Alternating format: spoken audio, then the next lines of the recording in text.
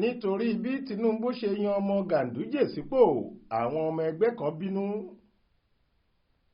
Orin pé a ò lè sin bàbá ká tún sin ọmọ làwọn ará òkè ọya kan ń kọ sétí ìgbọ́ ààrẹ Bọ́lá Ahmed Tinubu lórí bó ṣe tún yan Umaru Abdullahi Umaru tí í ṣe àkọ́bí alága ẹgbẹ́ òṣèlú APC Sẹ́nẹ́tọ̀ Abdullahi Umaru Ganduje sípò adarí ẹ̀ka iléeṣẹ́ ìjọba àpapọ̀ tó ń rí sọ̀rọ̀ iná ní ìgbèríko Rural Electrification Agency nílẹ̀ wa. Ọjọ́bọ̀ tọ́sídẹ̀ẹ́ ọjọ́ 7 oṣù yìí ni alukoro ètò ìròyìn fún iléeṣẹ́ ààrẹ ọ̀gbẹ́ni Àjúrì Ngelale kéde ìyànsípò ọmọ Ganduje gẹ́gẹ́ bí adarí ẹ̀ka iléeṣẹ́ ìjọba ọ̀hún lẹ́yìn tí wọ́n yọ ọ̀gbẹ́ni Ahmed Salijo Ahmed àtàwọn mẹ́ta kan nípò tí wọ́n wà látàrí ẹ̀sùn àìkúnjú òṣùwọ̀n àti ìwà ìbàjẹ́ tí wọ́n fi kàn wọ́n.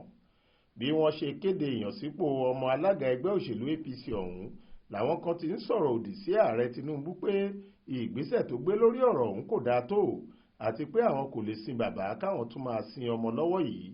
Ohun táwọn tó ń bínú ọ̀hún sọ ni pé ẹnìkan kì í jẹ́ kílẹ̀ fẹ́ pé kò tún yẹ kí oyè pàtàkì kan bọ́ sí ìdílé Alhaji Abdullahi Ganduje mọ́ rárá níwọ̀n ìgbà tó ti di alága ẹgbẹ́ òṣèlú APC báyìí.